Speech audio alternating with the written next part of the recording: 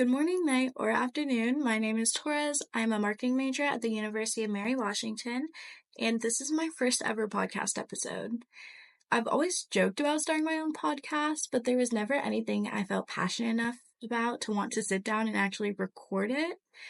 But this semester, I've started my individual study under Stephanie Che, who is the co-host and founder of Media, Culture, and Why We Feel Like Crying So Much podcast, streaming on both Apple and Spotify. This semester, I spent countless hours analyzing, researching, connecting with different studies around contemporary media and culture, whether it was articles, podcasts, documentaries. My goal for this individual study was to explore the challenges of media culture and how it affects marketing standards. So the big overarching question I had was, can I market ethically? Since starting to study at the University of Mary Washington, in almost all of my classes, my professors make it a big point to not only teach us different skill sets, but also leaves room to talk about the ethical concerns that comes along with each new skill we add. So, for example, in my management information class, we learned a lot about the Internet of Things. And what that means is every time we learn how to use a new software, we also learned how big corporations were using those softwares, which 9 times out of 10 was to collect and sell our data because there's very limited legislation over it and very vague consent standards. Luckily, I'm not a cybersecurity major, and that is not my problem.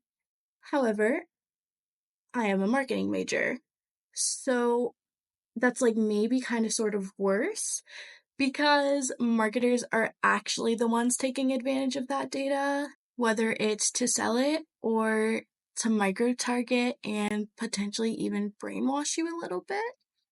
But before we get into all of that depressing, icky, psychological manipulation by marketers, let's start off a little light with one of the most obvious but also outrageous examples of marketing gone wrong. You've probably heard about the Fire Festival, and it is notorious for its marketing strategy at the time. I've had to watch the Fire Festival documentary on Netflix not once, not twice, but 3 times since starting college, because sometimes the spectacle is so big, it's hard to look away. I cannot recommend enough that you go watch the documentary on Netflix for yourself, but just for the sake of context, the Fire Festival was planned by a startup entrepreneur who was very known for his charisma and ability to sell himself and his events. And it was supposed to be this huge luxury private music festival hosted on an island, and he wanted it to be huge. After getting investment money, he spent so much of it purely on the marketing aspects because he knew that if you could sell the idea, the product could come second. Now, he was a great talker. Amazing. He got so much funding. He had a huge team working for him. He even got the island, but after announcing it might have been owned by Pablo Escobar when he wasn't supposed to, they took it away from him. So he could not have the festival there anymore. Went to another island. People were living on that island. It was no longer private. But he was so determined to make it work.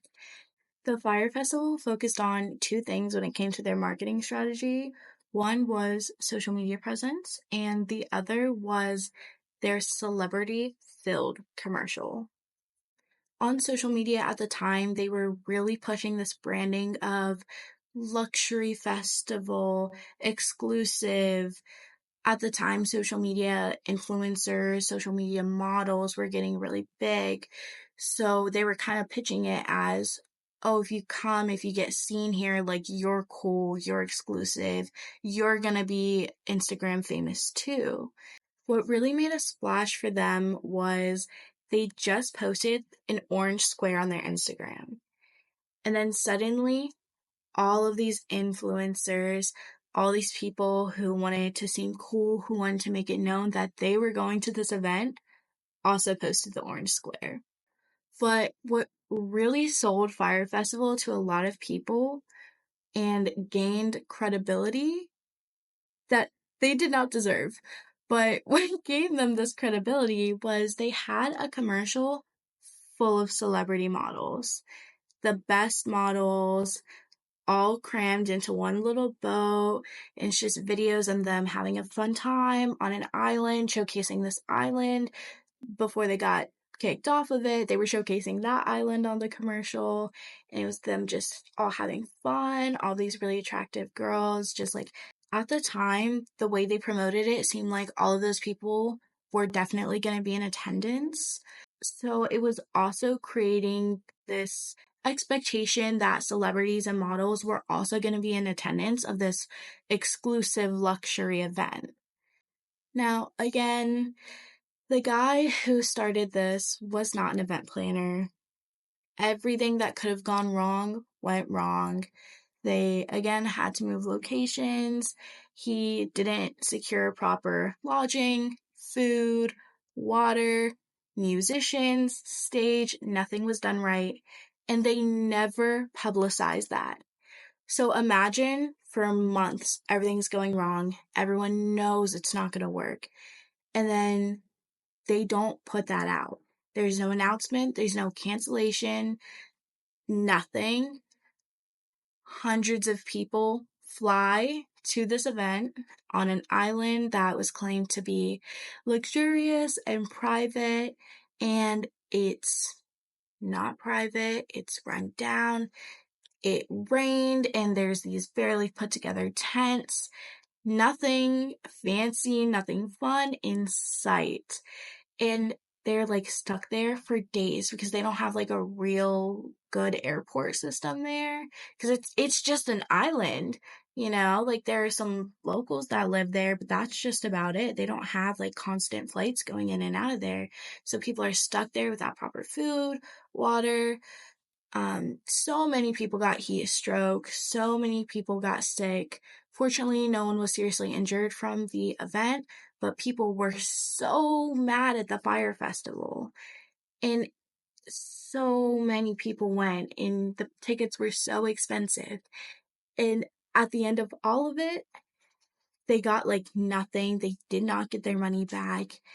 And the whole time, for months, they had everyone who was on social media thinking this was going to be the best event ever. You had to go. It was going to be so fun, so cool, and you just had to be there. And it was terrible. So, other than the poor ethics behind not being transparent about what the event's going to look like, not canceling it, putting people in danger, we also have some other ethical concerns even leading up to the event, such as the power of branding that they used. The whole reason Fire Festival got popular was because of how recognizable their branding was with that orange square, with those certain celebrity models. Despite this had never happening before, they were so recognizable in any campaign that they did, and any influencer who talked about them, everyone knew exactly what they were talking about. They weren't even really acknowledging the quality of their product at a certain point. They weren't worried about selling what musicians were going to be there. They weren't worried about telling what kind of food is going to be there.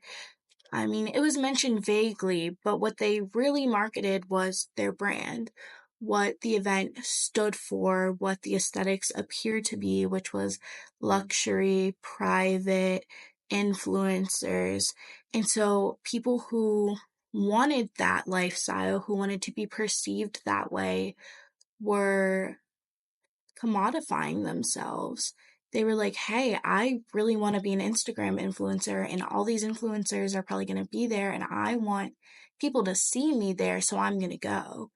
Not, oh, that's a music festival. I like music. I want to go experience that.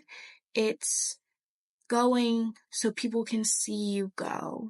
You're trying to buy a different lifestyle than the one you have just through a single activity. For example, you have probably seen so many perfume ads that say nothing. Not a single word will be spoken. Nothing's happening. It's just like pretty people. It's just pretty people walking around looking pretty, doing aesthetic things in aesthetic places. And they're selling you that person. They're selling you that vibe. They want you to want to be like them, and that's why you buy their perfume, not because they like the product. How many perfume ads have you watched and they're like, yeah, it has this scent with this undertone? It doesn't do any of that. So as marketers, we do have to be wary of, are we marketing our product, or are we convincing people that this product can make them live a certain life? Because it allows that company to overlook their product quality entirely. Even if the product isn't good, you still have marketers who are going to really work that brand, work that image, and they are going to get sales. And so it's important when we're marketing these products, we know what we're talking about, which is a lesson those world-renowned models who were on the commercial learned very quickly. People were very upset for them for not going to this event, for seeming to highly promote this event, and it wasn't good. And the models were like, hey, well, I'm just here to record a video. What did you want from me? But it's something to keep in mind as a marketer. If you are going to promote a product, a service, you have to know what you're talking about. You have to know it's good, or try and be as transparent as possible about what you're actually selling instead of just selling a brand. So it's important that not only marketers, but also if you're going to hire an influencer, make sure they know the product, make sure they like it, make sure they've tried it. Because if people have those follow-up questions, or if there ends up being something wrong with them, you're both going to be held accountable. It's also important to note that even now, there's so little rules and regulations when it comes to sponsor transparency for influencers. So they really don't have to be truthful. They don't even have to tell you they're sponsored. They don't have to tell you how they really feel about the product, because there's just no rules on it. I know TikTok has a feature now where it'll be like, oh, this is sponsored.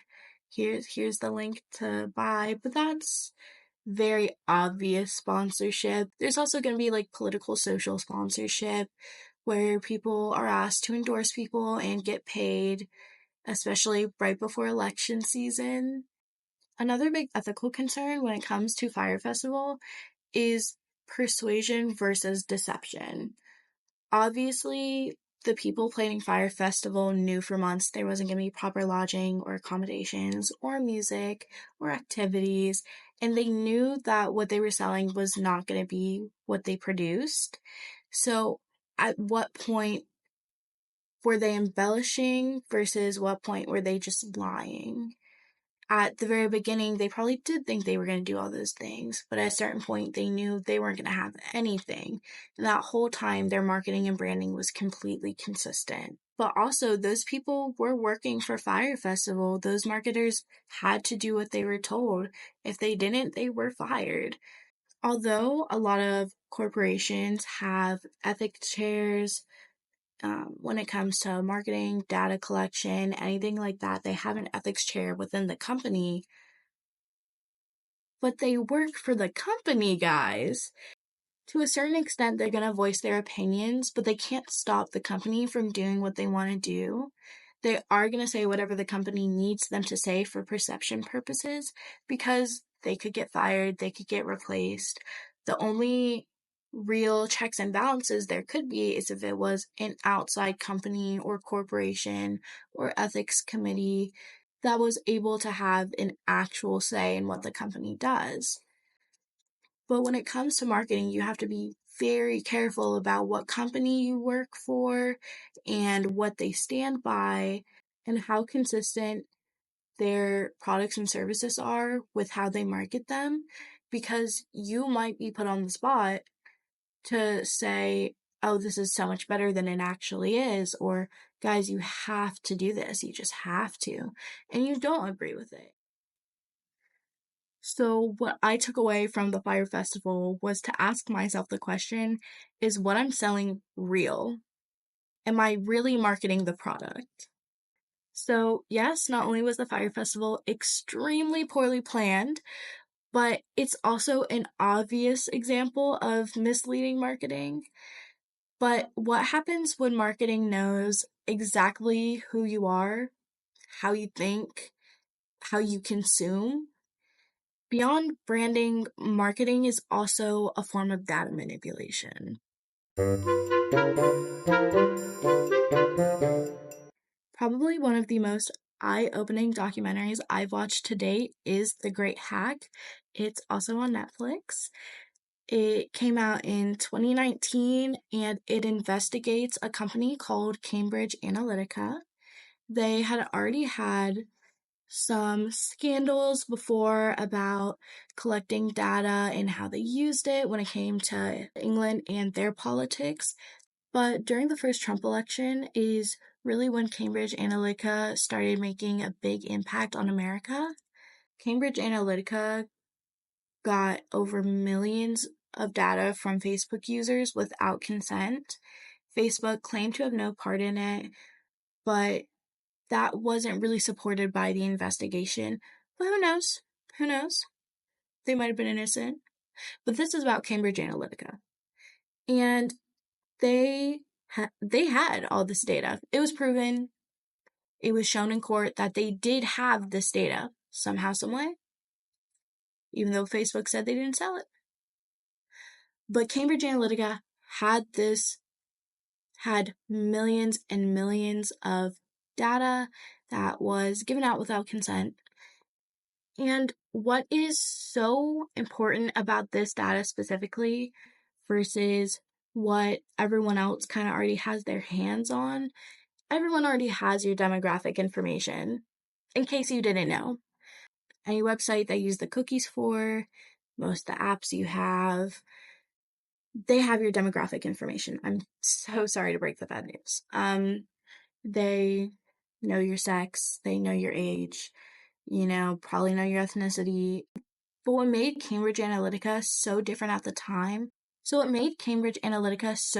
the time for data collection was that they weren't just scraping demographic information, but they were focusing on psychographic information, which is really scary because they're not looking at your age, they're not looking at your ethnicity. I mean, they are, but what they're really looking at is how you think, how you respond, what you like, what you engage with, how you engage with it, when you engage with it. So after they make these online personas of everyone, they sort through everything and they focus on the persuadables. I'll say that again. They go through everyone's information and decide to only target the persuadables. Just to make it clear, they mean psychologically vulnerable people. They target people who are lonely. They target people who are sad. They target people who are insecure, who aren't firm on their political beliefs. They target people who might not want to vote. They target people who are scared of the current political climate, which is a lot of people, but more than most. And they target these emotionally vulnerable people using what they know about them with information they got unconsensually. And they use this information to find the persuadables. So once they identify their persuadables, which is their target market, they divide the electoral college up and they say, okay, this is exactly how many votes we need for Trump to win in this state. And they keep going. So it's not even just about doing commercials for Virginia if they have low Virginia votes. It's like, Mary down the street, I know you're thinking I'm not voting, and I know you're struggling with taxes. Trump said he can help with taxes. Vote for Trump, Mary. It's really that specific. They really want your vote. And the reason that that's so unethical and scary is that it's manipulative. And again, it's not even just that they are targeting vulnerable people, it's the way in which they're doing their marketing, which I'll go ahead and I'm sorry for all the audio listeners, but I made a graph. Um, of what is considered marketing and what is considered propaganda.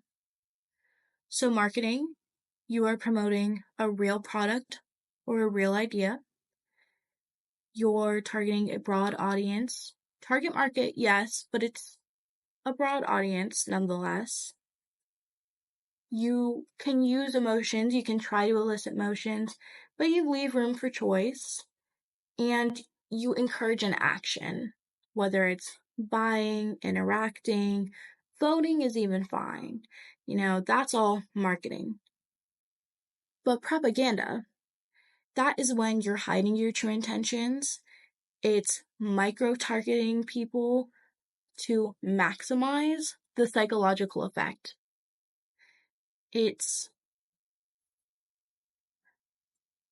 But propaganda, you're hiding the true intent of what you're trying to promote. You're micro-targeting individuals to maximize the psychological impact you can have on them. You're trying to play on their emotions to the extent it bypasses their rationality, and you're trying to reshape their current beliefs. So, again, what Cambridge Analytica was doing is not marketing, it was propaganda. They are targeting vulnerable people in order to reshape their beliefs, in order to get them to feel a certain way that they feel like they have to do this thing or that they can't do this thing. So yeah, Cambridge Analytica was using propaganda for the 2016 election, which it's not crazy to be like, oh my God, they're using propaganda for an election. How dare they? I get it. But again, it's not encouraging people to vote a certain way because they have similar beliefs. It's not encouraging people to vote based off the politician. It's eliciting an emotional reaction to either reshape that individual's belief or to scare them into or out of voting, which is not okay. Although it is marketers' jobs to sell a product, to sell an idea, to sell a service, it should never be at the expense of our consumers' emotions or our target market's emotions. For example, there was a Super Bowl ad with a very long video collage of people they considered to be overweight, and it was criticizing that people felt comfortable being overweight, that people could be healthy and feel healthy and still be overweight. And even if they are trying to sell their product, even if they are trying to promote something, to intentionally make an entire demographic feel insecure or try to emotionally harm that group of people just to get them to buy your product is not okay.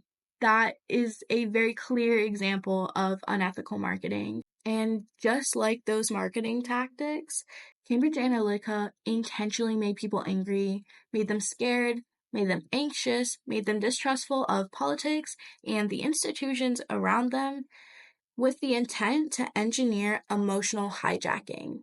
They know these people feel this way sometimes, and Cambridge is trying to make it worse. They want them to feel bad more, and they want them to think that the only way to not feel bad is to do what they want, whether that's to vote for Trump or to not vote at all. And on one hand, it is really important for people to know that when you are using a free anything, literally anything, a Google, Facebook, Instagram, anything online that is free, you are what's being sold. Your data is the product, that they're selling to other people, but also from the marketer's perspective, yes, you get them to accept the cookies, you get them to accept the terms and conditions, but you know they're not reading that 20 pages of terms and conditions. And I know the argument from marketers is, well, we ask them to read the terms and conditions and they have to consent and they should know what they're signing up for. But I mean, let's be honest, is informed consent even possible when people don't understand to the extent of which their data is being used? Now, I'm not saying that moving forward, we shouldn't use data for marketing. We need to use people's data. That's just the world we're in right now. And a lot of it is consensual. But with how personal the data collection is getting, with the effect it has, is informed consent possible when people don't understand to the extent in which their data is actually being used and how it could actually affect them moving forward? Cambridge Analytica showed us how our data influenced the election, but those same marketing tactics are being used every day by other companies. When marketing knows what you want before you do, it stops feeling like you have a choice. The Social Dilemma is another documentary that shows how we're trading our freedom for a little bit of fun.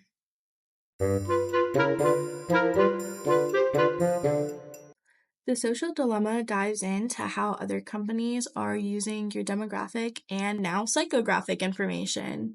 So, back to what we were saying about how Cambridge Analytica creates this persona of you, where it's able to gauge if you're impressionable or not. Same companies do that, but it's how receptive you would be to their product. The Social Dilemma is another documentary that looks into what other companies are doing with your psychographic information, specifically social media companies.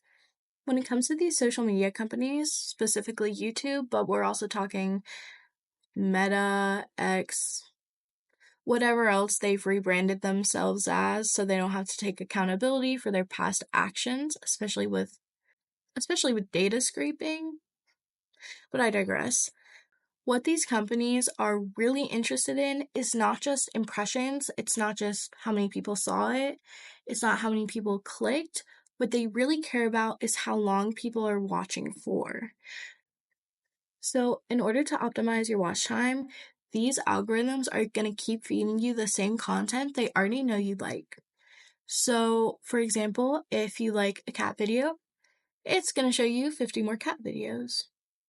Now, we have had some progress in terms of algorithmic diversification, where it takes a lot more of your data and it draws connections between different content that where it's not like, oh, you watch cat videos, you're gonna like this cat video. But it might be, oh, there's this video and just happens to have a cute cat in it, something like that. So it's different content, but they know you'll like it, which is honestly pretty cool because people get to watch more of what they want to watch, but also really unfortunate because people are watching more. Internet addiction is no joke, and if companies are only optimizing watch time, which again, that's their job, but it also makes it hard for people to disengage because it is so addictive. If every video they watch they know they're gonna like, they're never gonna stop watching videos. And with all the good quality recommendations that these platforms can offer, there's like an unlimited amount of content that you could consume and still like. But by only recommending you content that you're already interested in engaging in, there's a huge amount of content that you might be interested in, or it might be helpful for you to consume that isn't being put your way because what they want is a video for you to watch for a very long amount of time and to just keep watching. They don't want you to watch a video that challenges your perspective or makes you think or makes you so inspired that you just get off the internet, that it makes you do research or it makes you want to go hang out with someone. these platforms don't want you to benefit enough from the content to leave the platform. And it makes your happiness reliant on the satisfaction that these platforms can give you. There's become a huge over reliance on social media, video games, any form of media or technology is being, I would argue, like abused as a way to escape reality. People come home from a long day of work and they just want to put on their favorite TV show and not have to think for the rest of the night. But if every night you come home from work and all you do is consume media to escape, it's just something to think about because that is so much time. That is so much time of your life, and that is so much media you're consuming. And so these platforms don't want to recommend you challenging media. It doesn't want to recommend you something that is important, but you might not like because they want that watch time. They want you to dissociate from reality and just mindlessly consume as much media as they can keep you sat down for. But the problem with that is if you're only consuming the media that you enjoy, if you're only listening to the same few content creators, if none of your content is challenging your current belief system, then it's only affirming it. It's keeping you in a bubble where you aren't challenging or thinking critically about the media you're consuming. So slowly but surely, your content could be radicalizing you because everyone you're following is also starting to lean that way. So it makes sense for you to go that way too. But in reality, there's so much information that's missing. There's so many different perspectives and challenging thoughts, which is why, whether it's in person, online, allowing room for discourse and debate, especially within politics, is so important. Because the only way to de-radicalize or work with people who have different viewpoints as you is to be patient, to have empathy, to listen to other people's perspectives, which becomes a million times harder when you're not used to hearing people talk that way or think that way. And you get frustrated that they're not inherently living in the same truth that you are because you guys are seeing a completely different version of America online. And so being able to share information, to find a common truth, to find a way to move forward together can only be done when you break out of that bubble, when you talk to each other, when you debate with each other, when you challenge information that you're receiving on social media, on cable, anywhere, literally anywhere. And again, these platforms aren't much different than what Cambridge Analytica was doing. They are preying on the vulnerable, on the lonely, on the confused, and by offering their videos and pictures and media as an escape, as a solution to their problems, they're making people dependent on their media for their happiness. But the more they engage in that media, the more unhappy they're going to become as an individual. If someone's lonely and they turn to YouTube and they just watch a bunch of YouTube, they're only going to get lonelier.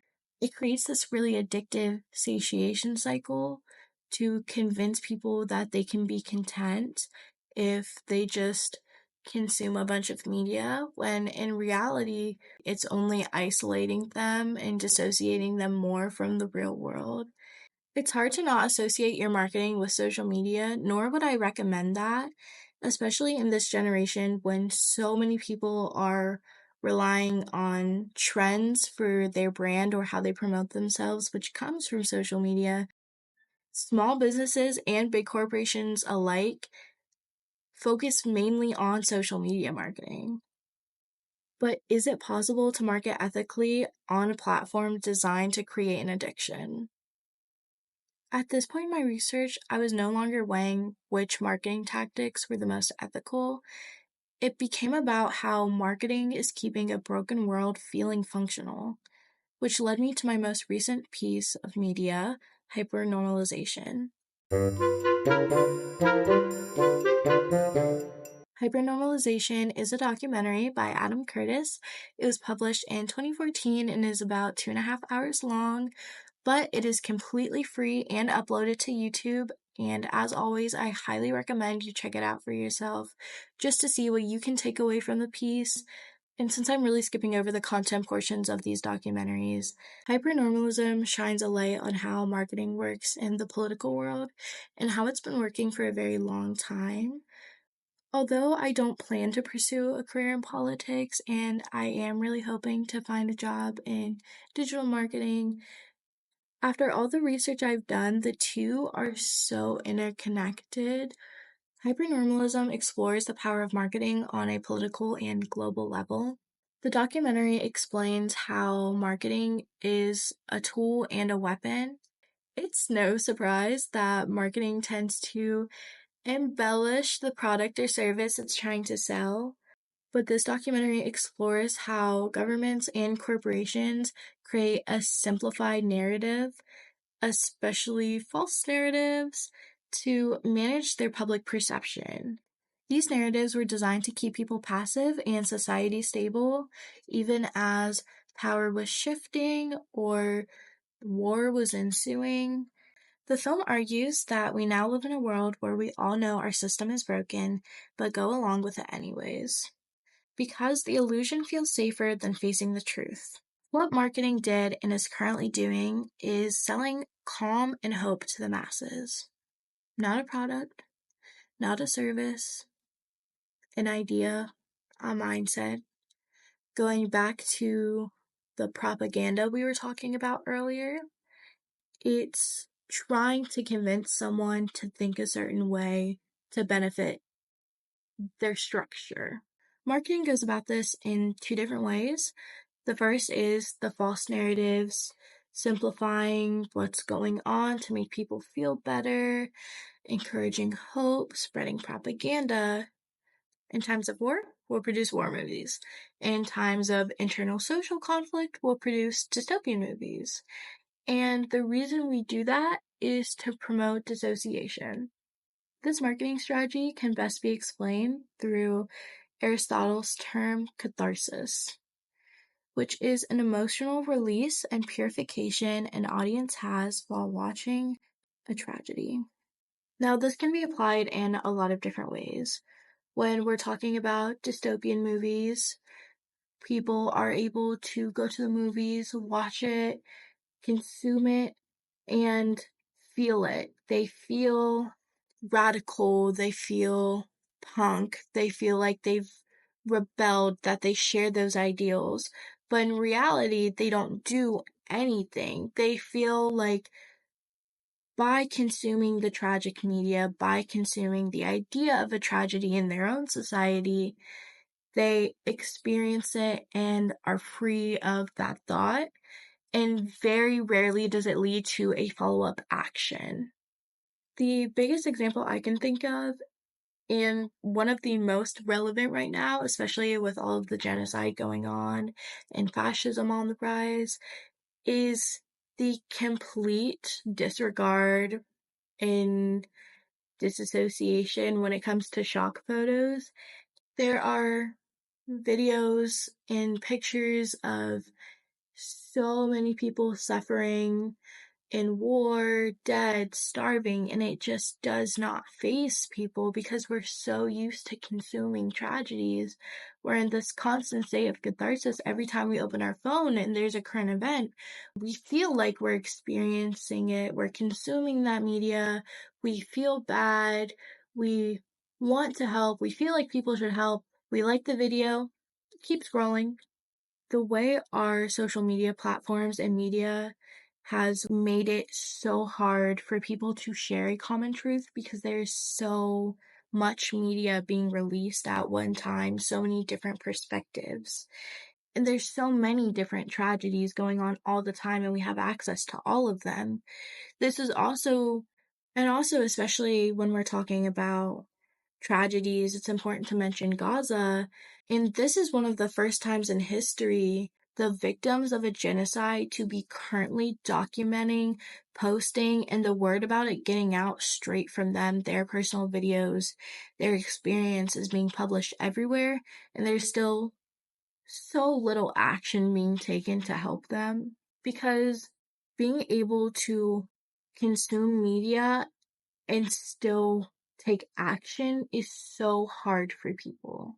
So not only is marketing making it easier for day-to-day people to see things and move on, but it's also easier for politicians and big corporations and the government to get away with things.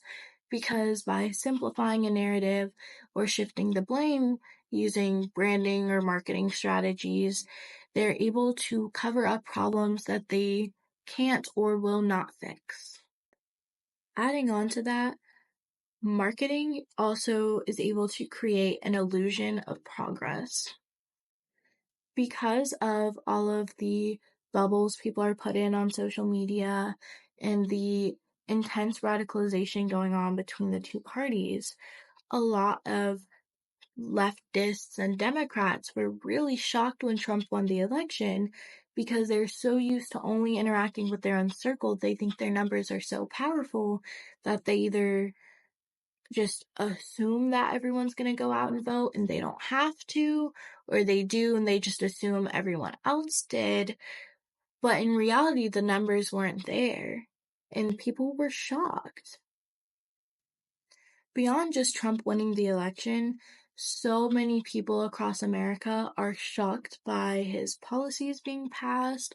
Even just 6 months ago, so many Americans were very comfortable and confident that even if Trump did get elected, he's not going to do all the things he says he's going to do. No one's going to let him do that. There's checks and balances.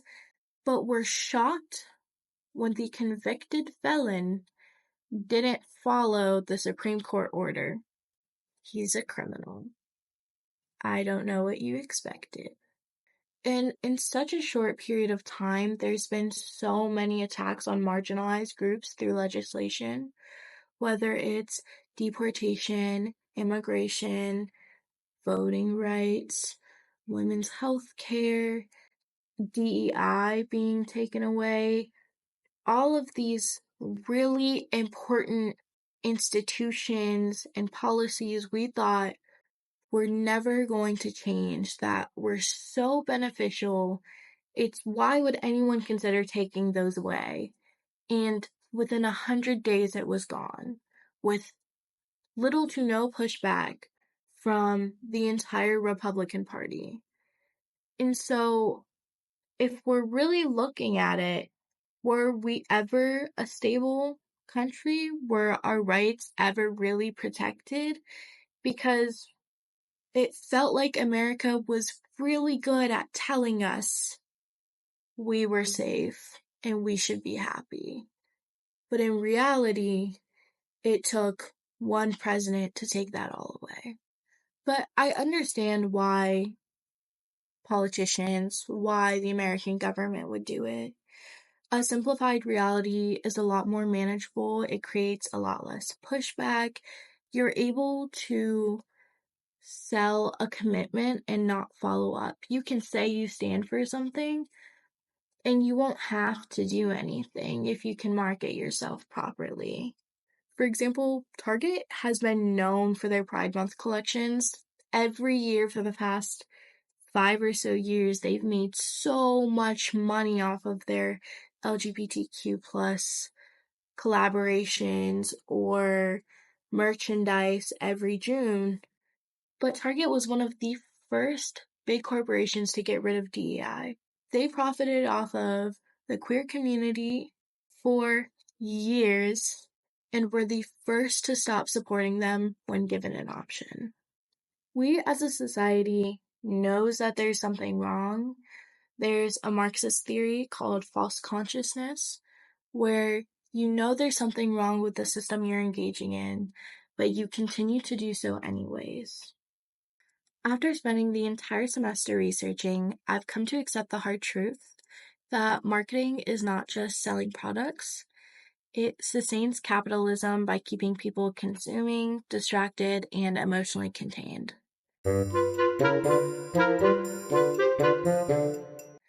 It uses our own data to shape our decisions, emotions, and perceptions of reality.